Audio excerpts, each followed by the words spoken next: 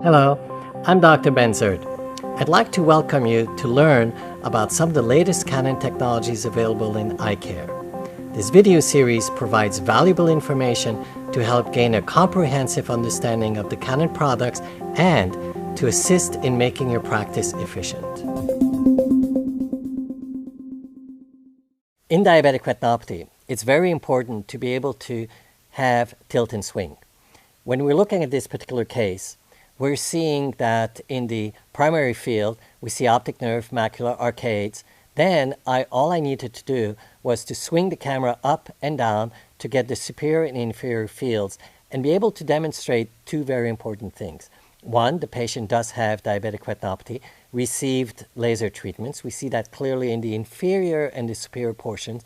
And then the second point, when we're looking at the optic nerve, cup to disc ratio looks quite wide and therefore deep, and therefore we would suspect glaucoma.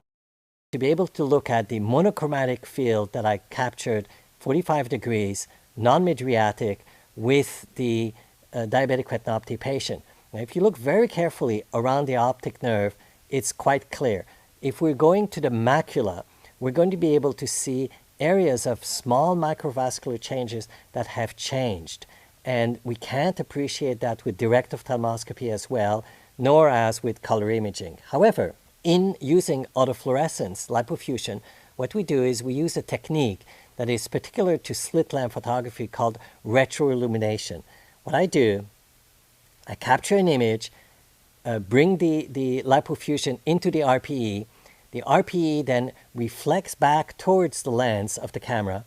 It will be blocked by the small hemorrhages or the hemes, the microvascular changes, and will show up as dark. Therefore, I'm using a technique called retroillumination to be able to best see the retinal changes.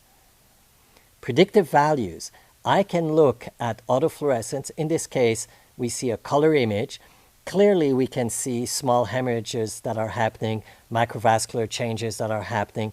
But when I do a ret-free, I can enhance that to see it better. When I use retroillumination with autofluorescence, and this is very new to this type of technology, I can actually now see the retroillumination of the small microvascular changes before they can actually be well seen in color or in direct ophthalmoscopy.